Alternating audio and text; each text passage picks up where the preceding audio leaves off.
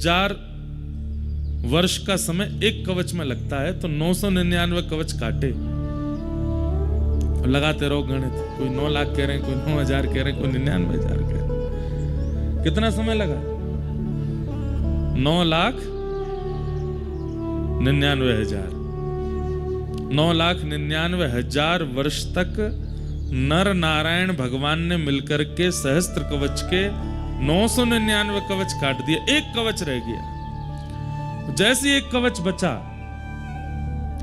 दौड़ करके सूर्य नारायण भगवान के पास गया, बोले भगवान आपने ही मुझे सहस्त्र कवच दिए थे, नर नारायण ने मिलके 999 काट दिए, मेरी रक्षा करो, एक कवच बचा है बस। सूर्य नारायण ने उसको अपनी सन्निधि प्रदान कर दी। फिर कालांतर में द्वापर में कुंती को एक संत ने मंत्र दिया था कि इस मंत्र का उच्चारण करके जिस देवता को बुलाओगे वो आ जाएगा। और कुंती ने जब उस मंत्र का उच्चारण किया तो सूर्य नारायण प्रकट हो गए। कुंती बोली मैंने तो ऐसे ही बुलाया आपको, मुझे कुछ चाहिए नहीं आपसे, मैं तो देखना चाह रही थी मंत्र में शक्ति है कि नहीं। सूर्य नारायण बोले देवी आए हैं तो कुछ दे के जाएंगे।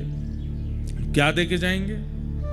तब सूर्य नारायण भगवान बोले हम अपने समान एक पुत्र आपको देते हैं जिसका नाम था कर्ण। वही कर्ण जो सहस्त्र कवच था, जिसके 999 कवच कट चुके थे, एक कवच बचा था, वही कर्ण कुंती के पुत्र बने। और उसके बाद कृष्ण और अर्जुन, नर नारायण ही कृष्ण अर्जुन के रूप में प्रकट हुए। जहां पर नारायण श्री कृष्ण बने हैं और अर्जुन नर ही अर्जुन बन के आए हैं। इन्होंने फिर कर्ण के साथ में युद्ध किया, लेकिन अब वही है कि कवच 1000 वर्ष से पहले तो कटेगा नहीं, और युद्ध करना है, महाभारत का युद्ध होना, तो क्या करें? और मृत्यु नरनारायण के हाथ ही होनी है। तब फिर इंद्र को माध्यम बनाया और इंद्र ने आकर के भरी बीच युद्ध मैदान में ब्राह्मण का रूप धारण किया और दानवीर कर्ण से कहा कि मुझे दान दो। सारथी मना कर रहा है कर्ण को कि युद्ध मैदान के बीच में कोई दान नहीं होगा, लेकिन कर्ण कह रहे हैं मैं अपना नियम नहीं तोड़ूंगा, ये जो मांगेंगे सो दूंगा। बोले मांगिए विप्रवर, क्या चाहिए? अभी मैं युद्ध के बीच में हूं, मुझ पे बहुत समय नहीं है, जल्दी मांगिए, क्या चाहिए? बोले आपके कवच और कुंडल चाहिए। कर्ण समझ गए अब मेरी मृत्यु है, और उसी समय अपने कवच कुंडल विप्र को दे दिए, और सहस्त्र कवच का इतने युगों बाद जाकर के फिर संहार हुआ। तो वही नर नारायण यहां पर विराजमान है। इधर सुबह उठते ही सबसे पहले क्या करना है आप लोगों को? सूर्य नारायण भगवान को प्रणाम करो। उसके बाद ये पर्वत साक्षात नारायण भगवान है, इनको प्रणाम करो। ये पर्वत साक्षात नर हैं, इनको प्रणाम करो। इन दोनों को वंदन करो, नर नारायण। अच्छा एक बात, मंदिर में अभी कितने लोग दर्शन कर आए? हाथ ऊपर करियो। सभी कर आए लगभग? आप बता सकते हैं हमें कौन कौन है मंदिर में? पता ही नहीं होगी, चलो हम बताते हैं। एक तो बद्री विशाल भगवान का दर्शन ऐसा है कि बाहर आते ही व्यक्ति भूल जाता है क्या देखा, मुकुट ही मुकुट याद रहता है बस। मध्य में जो विराजमान है, स्वर्ण मुकुट के बिल्कुल मध्य में, वहां पर तपस्वी भेष में भगवान नारायण विराजमान है, तप कर रहे हैं। और तप भी कैसे कर रहे हैं? एक कूले पर बैठे हैं। इतना भयानक तप कर रहे हैं ठाकुर जी, ऐसे बैठे हैं। कभी सुबह के अगर आप मंगला के दर्शन करना चाहो तो कुछ 4-5 हजार की टिकट है। सुबह सुबह के अभिषेक का दर्शन होता है, उसमें सर्वांगीण अंग दिखता है, शालिग्राम मूर्ति है भगवान नारायण। ठीक उनके बगल में आप देखेंगे तो स्वर्ण मुख के रूप में साक्षात श्री कुबेर विराजमान है, क्योंकि उन्हीं का लोक है। यहाँ के लोग तो ऐसा भी कहते हैं कि पर्वत अंदर से खोखले हैं, इनके अंदर ही कुबेर लोक है। रात में ज्यादा घूमना नहीं, यक्षिणियां घूमती रहती हैं, पकड़ के ले जाती हैं ऐसा बोलते हैं। तो उनके ठीक बगल में आपको दिखेंगे श्री कुबेर जी महाराज। कुबेर जी के इधर की तरफ आप थोड़ा सा आएंगे तो वहां आपको दिखेंगे श्री नारद जी महाराज।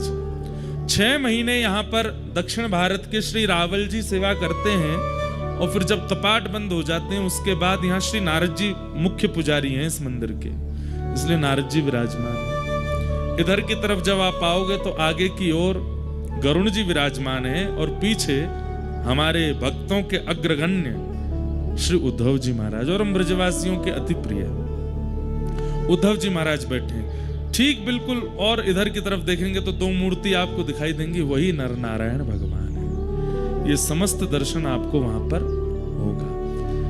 मैं आज सुबह अनुमान लगा रहा था जब दर्शन करने के लिए गया, चारों युगों का दर्शन होता है एक ही मंदिर में, और वो है बद्रीनाथ।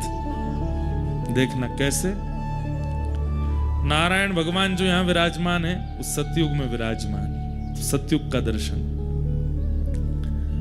नर नारायण जो विराजमान है त्रेता से विराजमान, इसलिए त्रेता का दर्शन।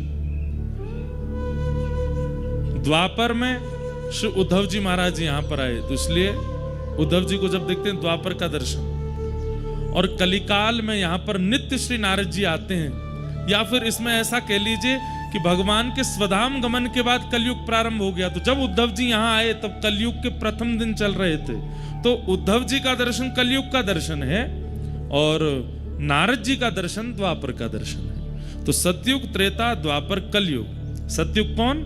बद्री विशाल भगवान। त्रेता कौन? नर नारायण भगवान। द्वापर कौन? नारद जी महाराज। और कलयुग कौन?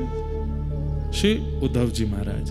तो चारों युगों का दर्शन होता। अब आप पूछेंगे इनका दर्शन का फल क्या मिलेगा? जैसे कहते हैं कि पड़ा त्रेता में जन्म लेना पड़ा, हम लोगों को लगता है कि तब जन्म लेना भी सार्थक होता है, पर नहीं, जन्म कभी भी लेना सार्थक नहीं। चारों युगों का यहां दर्शन करने से चारों युगों के जन्म जाल से मुक्ति है। अब आपका जन्म तभी होगा जब ठाकुर जी चाहेंगे, और ठाकुर जी कब चाहते हैं? जब ठाकुर जी स्वयं अवतार लेते हैं। भगवान कृष्ण बन करके आ रहे हैं तो आप में से किसी को चुनेंगे, ए सुनो तुम हमारी मैया बन के आना, तुम हमारे भैया बन के आना, तुम हमारी गैया बन के आना। तुम क्या बनोगे? तुम हमारे वस्त्र बन के आना, तुम हमारी वंशी बन के आना, तुम मुकुट बन के आना, तुम गोपी बन के आना, तुम सखा बन के आना। तो ये सब ठाकुर जी का परिकर प्रकट होता है जब ठाकुर जी की इच्छा होती है।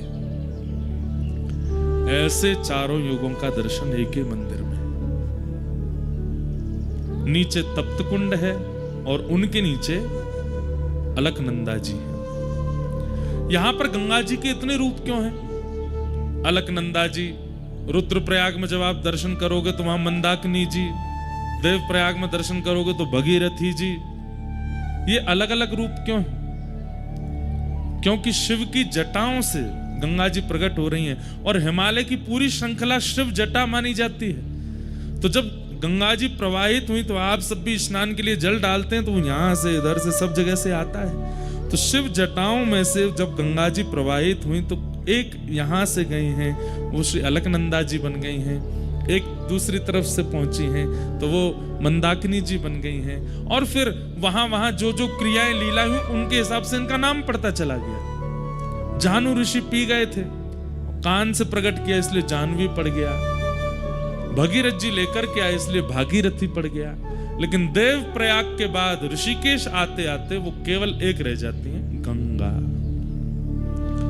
ऐसी मां गंगा है। तो ये सब यहाँ के दर्शन के भाव हैं और समय समय पर हम आप सबको और प्रक्रियाएं बताते रहेंगे। लेकिन एक रहस्य बता रहे हैं। अच्छा, कल से एक काम और कीजिएगा। जो लोग नियमित रूप से 6 दिन सुनने वाले हैं, कथा 6 ही दिन की है, यहाँ पर 15 तक कथा है। भागवत जी का पाठ सप्ताह चल रहा है, लेकिन कथा यहाँ 15 को विश्राम हो जाएगी और उसके बाद हम सब लोग प्रस्थान करेंगे। इन 6 दिनों में आप लोग प्रयास कीजिए।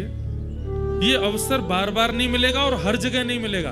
आप हमसे अगर 7 दिन बाद बोलेंगे महाराज जी यही वाली कथा हमको कहीं और भी सुननी है, तो संभव नहीं है। ये बद्रीनाथ में ही प्रकट होगी। अपनी एक डायरी बना लीजिए। होना तो आज सुबह से ही चाहिए था कि आप पे हो, पर कोई बात नहीं, आज खरीद लीजिएगा। एक पेन लीजिएगा और नित्य कई ऐसे अनसुने प्रसंग और अनसुने भाव आप सुनेंगे, उनको लिखते जाइएगा, उनको लिखते जाइएगा। अब यहां प्रसंग हमने क्या रखा है? उद्धव कृष्ण संवाद, श्री उद्धव जी और ठाकुर जी का सुंदर प्रसंग।